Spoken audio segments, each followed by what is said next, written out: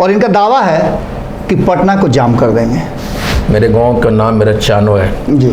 चानो से आईपी गुप्ता के सफ़र में बहुत लोगों का योगदान है, छोटे छोटे टमटम वाले का, चाची का, चाचा का, पिताजी का, सारे लोगों का। और जब 2019 का टिकट मेरा कटा तो बंद कमरे में मैं पागलों की तरह था, जैसे लगा कि महाभारत में अभिमन्यु की तरह घेर के मुझे मारा गया। जी। आप देश के किसी कोने में जाइए और अगर आप देखिए किसी बिल्डिंग के अंदर में कोई मार्बल मिस्त्री काम कर रहा है तो वो पान समाज का होगा। लेकिन जितना दावा इनका है वो बता रहा है कि कहीं ना कहीं इनकी सफलता बहुत नज़दीक है। नमस्कार, भारत लाइव देख रहे हैं आप, और मेरे बगल में जो शख्स हैं ये किसी परिचय के मोहताज नहीं हैं। इन्होंने एक आंदोलन शुरू किया है, जिस आंदोलन की एक जो है पहली पड़ाव कल देखने को मिलेगी।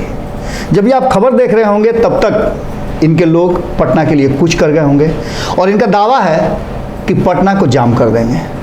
ऐसा बहुत कम समय हुआ है कि पटना जाम हो जाए, और वो भी तब जब पटना में 5 दिन के बाद पूरे देश भर से अलग अलग विपक्षी दल जुट रहे हों।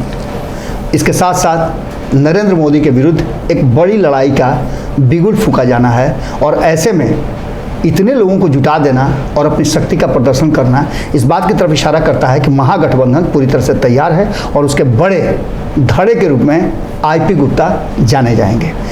सबसे पहले तो आपका बहुत बहुत स्वागत है। Thank you very much. बहुत सारी बातें तो आपने बहुत सारे मीडिया चैनल में कहा है जी। हम वो बातें जानना चाहेंगे जो अब तक आपने नहीं बताया हो। सबसे पहले तो यहाँ से शुरुआत करते हैं हम कि एक इंजीनियर होने के साथ साथ आपने जो बातचीत हमारी हो रही थी उसमें आपने अपने फैमिली बैकग्राउंड के बारे में भी बोला। इसकी इन सब बातों को बोल करके बहुत लोग ब्राउनी पॉइंट भी लेते हैं, लेकिन आपने इन सब बातों को नहीं बोलने के लिए मुझे कहा है कि नहीं बोलेंगे, लेकिन फिर भी जो वास्तविकता है उससे इनकार नहीं किया जा सकता है। आपके मन में एक इंजीनियर होने के साथ साथ समाज के प्रति जो जागा उसके पीछे क्या सच्चाई थी, मतलब क्या आपके मन में आया जो आपने इस तरह की शुरुआत की और आप राजनीति की तरफ मूव किए? कुछ यही इसी तरह का क्वेश्चन 2019 में आदरणीय श्री रामविलास पासवान जी ने मुझसे कहे थे जी कि आपका एक अच्छा बिजनेस सेटअप है तो राजनीति में आप क्यों आए जी।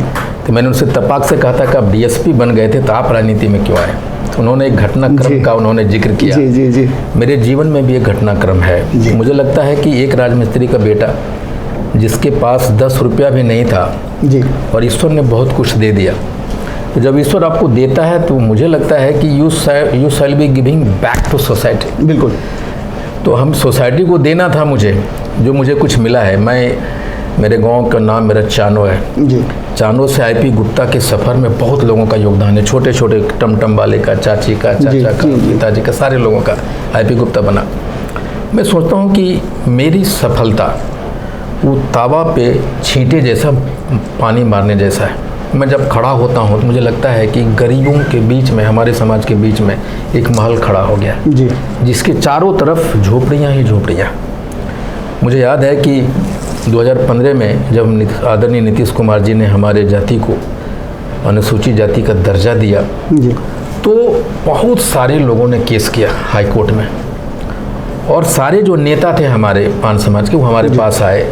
उनकी उम्मीद ये था कि जो इसमें खर्च आएगा केस लड़ने में आईपी गुप्ता हमें देगा।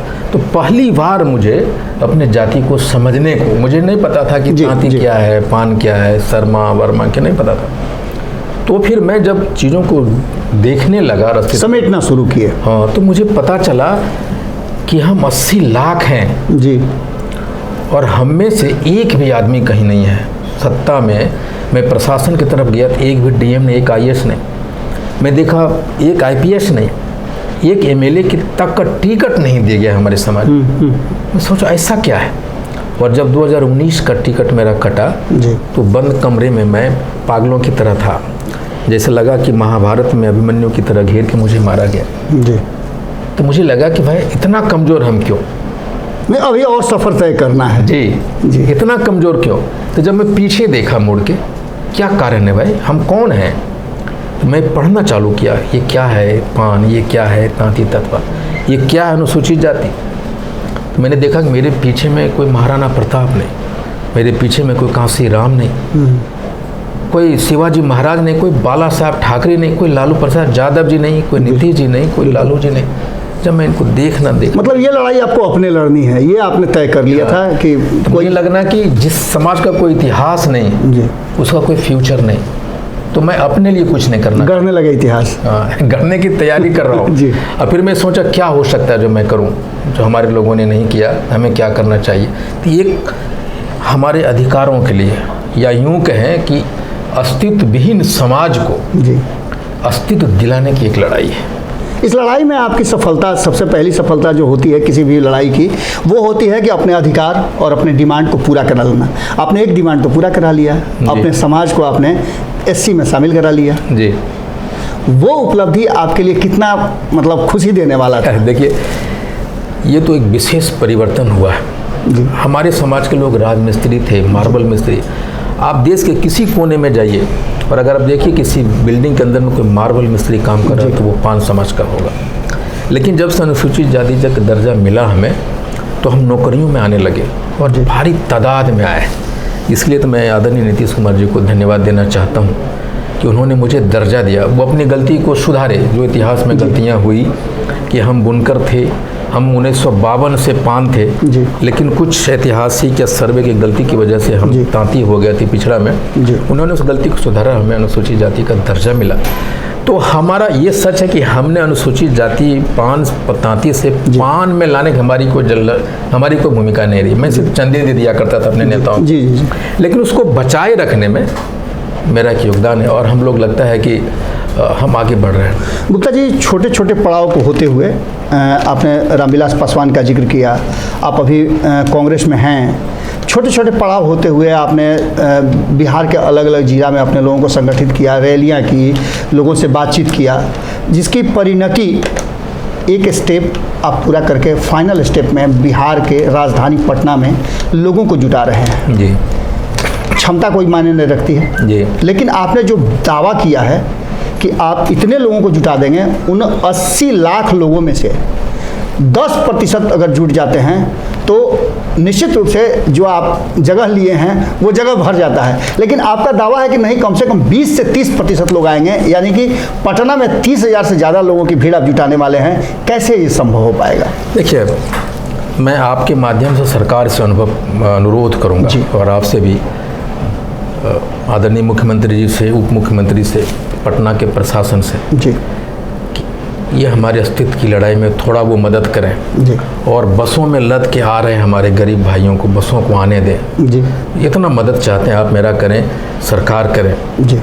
मुझे ये लगता है कि मैंने अपने आप को इतना एक्सटेंसिव स्ट्रेच आउट किया है जी। हमारे लोगों तक। हमारे समाज के 35% नौजवान 18 बरस से लेकर 25 बरस तक माइग्रेट करके राजमिस्त्री का काम कर रहे हैं। जी। मैं वहाँ तक गया, मैं वहाँ तक पहुँचा और कहा कि भाई, मैं तुम्हें बुलाने के लिए नहीं आया कि तुम्हारी मजदूरी 5 दिन के लिए कट जाएगी, मैं बुलाने के लिए नहीं आया। मैं सिर्फ ये कहने के लिए आया हूँ कि IP गुप्ता लड़ रहा है और तुम्हें सिर्फ गवाह बनना है कि मुझे भाले मारे जाएंगे, मैं गिरूंगा, फिर उठूंगा, फिर लड़ूंगा, लेकिन जब अंतिम गिर जाऊं जी, तो तब आना, तुम मेरा झंडा उठाना। एक बड़ा ही महत्वपूर्ण प्रश्न मेरे मन में आ रहा है कि अपने जाति का छोटा संगठन भी हो, 20,000 30,000 भी जिन जातियों का समुदाय है, समूह है, वहाँ के लोग अपनी पार्टी बना लेते हैं। आपने ऐसा क्यों सोचा कि आप किसी पार्टी के साथ जुड़ करके अपनी पार्टी नहीं बना करके अपने लोगों को फायदा पहुंचा सकते हैं, जहाँ पहले से ही मारामारी चल रही है? देखिए, मेरा ये मानना है कि self assessment is the best assessment. जी। आदरणीय लालू प्रसाद यादव जी को देखें, आदरणीय रामविलास पासवान जी को देखें, नीतीश कुमार जी को देखें, तो इन्होंने एक लंबा अरसा लिया राजनीति में, एक मुकाम पे पहुँचे, वहाँ से पार्टी का इन्होंने निर्माण किया। मैं हजारों पार्टियों को देख सकता हूँ जिसका अस्तित्व नहीं है। पार्टी बनाने से आप चुनाव जीत जाएंगे या टिकट दे देंगे, ये कोई महत्वपूर्ण नहीं होता। महत्वपूर्ण होता है कि ऐसा कौन सा टूल्स हो, कौन सा मीडिया है जिसके थ्रू आप अपने लोगों को अधिकार दिला सकते हैं। हम 80 लाख हैं, 20 विधानसभा में, लोकसभा में हम लोग निर्णायक हैं, 1.5 से लेकर 3 लाख तक हम हैं। 150 विधानसभा जहाँ 10 से 70 हज़ार तक हम लोग हैं। लेकिन ये मेरा मानना है कि हम उस स्थिति में नहीं हैं कि हम पार्टी बनाए। हमारे जाति के लोग मारक क्षमता वाले नहीं, हमें इसको स्वीकार करना होगा। जी। अगर मारक क्षमता वाले होते तो हमारे टिकट हमें नहीं मिलता। हमें अपने कमियों को देखना होगा। आपके पास पैसा हो जाना, संख्या हो जाने से पार्टी बना के आप चुनाव जीतेंगे, लड़ लेंगे, मैं इस गलतफहमी में अपने आप को नहीं पालता। आईपी गुप्ता से उनका समाज क्या एक्सपेक्टेशन करता है? आईपी गुप्ता चुनाव लड़ेंगे अगर सांसद बन जाते हैं। मैं अगर शब्द इसलिए कह रहा हूं कि अभी टिकट फाइनल नहीं हुआ है, इसलिए इसको अन्यथा मत लीजिएगा। यदि आप चुनाव लड़ते हैं और चुनाव जीत जाते हैं, सांसद बनते हैं, तो अपने समाज के लिए सबसे पहला काम जो है वो क्या करेंगे आप? मैं नेता पैदा करूंगा अपने समाज में। मैं 40 विधानसभा पर आपका नज़र है? जी, मेरा मन नज़र ये है कि देखिए, नेता होना और एमएलए बनना, मुख्यमंत्री बनना, प्रधान, दो अलग अलग चीज़ है जी। आपको भी होगा कि कोई प्रधानमंत्री भी रहा, कोई मुख्यमंत्री भी रहा, लेकिन नेता नहीं बन सका। बाला साहब ठाकरे, कांसीराम जी, जेपी, ये लोग कभी चुनाव नहीं लड़े जी, लेकिन they are leaders, they will remain leaders. तो मेरा है कि भाई मैं ज़रूर चाहूँगा कि मैं आईपी गुप्ता इकलौता बन के क्या करेगा। जी जी, एक नेता वो होता है जो अपने समाज में नेता पैदा करता है। मैं चाहूँगा कि हम ये नहीं कहते कि जितना हिस्सेदारी उतने दो, लेकिन ये ज़रूर कहूँगा कि दे दो मुझे अपनी 5 ग्राम, रखो धरती अपनी तमाम। कल बड़ी संख्या में आपके लोग जुटेंगे, क्या संदेश देना चाहेंगे? मैं सिर्फ, आपकी ये सवाल मुझे रोंगटे खड़े कर दिए। मैं सिर्फ दुनिया की यही बताना चाहता हूँ कि हम भी आपके बीच में रहने वाले हैं। बांका में जब 2019 में मैं रैली करने के लिए गया जी, तो मैंने सरकारी वेबसाइट को खंगाला, उसमें 11,000 मतदाताओं वाले के भी नाम था जी, लेकिन बांका लोकसभा में 2,35,000 मतों वाले के किसी का जिक्र नहीं थे जी। मैं यही कहूँगा दुनिया से और जितने भी सत्तासीन लोग हैं कि हम भी आपके बीच के हैं, हम आपके लिए झंडा उठाए हैं, आपके लिए वोट दिया है और आपके लिए नारे लगाए। हम अपने ट्रकों में, ट्रेनों में भर भर के मेरी माँ बहनें आई है। मेरा हाथ मत पकड़िए, मुझे गले लगाइए और अपने साथ बिठाइए। तो ये आईपी गुप्ता जी थे। इनकी कल रैली होने वाली है, उसके बाद इनसे असल बात करेंगे हम। अभी ये इंट्रोडक्टरी था और ख़ास करके इसी इंट्रोडक्टरी में एक बहुत ही महत्वपूर्ण बात निकल करके आई है कि आईपी गुप्ता और कुछ नहीं करने आए हैं। इस बिहार की धरती पर कम से कम 40 विधायक पैदा करने के लिए आए हैं और इन 40 विधायकों के लिए ये संघर्ष कर रहे हैं। अगर आपको भी विधायक बनना है, आप में क्षमता है, तो आईपी गुप्ता से ज़रूर संपर्क कीजिएगा, क्योंकि कल जो रैली हो रही है वो तय करेगी कि आगे क्या कुछ होना है। सफलता असफलता ये दो ही चीज़ें होती हैं, लेकिन जितना दावा इनका है वो बता रहा है कि कहीं ना कहीं इनकी सफलता बहुत नज़दीक है। हम भी इंतजार करेंगे, कल पूरे दिन हमारी नज़र रहेगी, हम मूड़ी गिनेंगे कि आप कितने लोग आए हैं। और इसके लिए अगर इनके बातों में थोड़ा सा भी कमी पेशी होगा तो फिर जानते हैं हम लोग इंट्रोडक्शन किस तरह से करते हैं। लेकिन मैं ये भी कहूँगा कि आप वो भी गिनिए कि कितने बसों को प्रशासन नहीं आने दे रहा है। खैर ये तो आप सरकार के साथ हैं, आपके रैली में खुद मुख्यमंत्री उप मुख्यमंत्री आ रहे हैं, तो ऐसी स्थिति में उन लोगों की जिम्मेवारी भी बनती है कि वो आपके बसों को पहुंचाएं, क्योंकि फ़ायदा तो दरअसल उन्हीं का है। आपका तो सिंगल फ़ायदा, उनका डबल फ़ायदा है। बड़ी लड़ाई लड़ने जा रहे हैं भारतीय जनता पार्टी से। अगर उनको जी 2024 और 2025 के सपनों को देखना है तो पान समाज एक निर्णायक भूमिका में है। एक दिन के लिए रविवार के दिन उनको खाली रास्ता छोड़ देना पड़ेगा कि वो गांधी मैदान तक पहुंच जाए, बस पहुंचने दें हमें। चलिए, तो बहुत बहुत धन्यवाद इनका, हमारे साथ बातचीत किए, अपने समाज के बारे में बताए और अपनी यात्रा के बारे में बताए। इनसे हमारी चर्चा आगे भी जारी रहेगी। कल के बाद हम फिर बैठेंगे। अगर आपके पास कोई सवाल हो, इनसे जुड़ा हुआ कोई भी बात आप पूछना चाहते हैं तो कमेंट बॉक्स में ज़रूर लिखिएगा, क्योंकि हम, आप जानते हैं कि आपके सवालों को लेकर के हमेशा खड़े रहते हैं। बहुत बहुत धन्यवाद, नमस्कार। वीडियो पसंद आई और वह बिहार के राजनीति और बिहारियत से सरोकार रखेनी तो सब्सक्राइब बटन दबा के चैनल के सब्सक्राइब कर ली। ओजे एगो घंटी बा, ओकरा बटन दबा देला से कुल सटीक और मारक खबर रुआ मुफ्त में मिल जाई। अगर रुआ पत्रकारिता के हमनी के नया प्रयोग में सहयोग कर चाहतानी तो ज्वाइन बटन दबा दी। पेटीएम नंबर नोट कर ली 9386816700। धन्यवाद।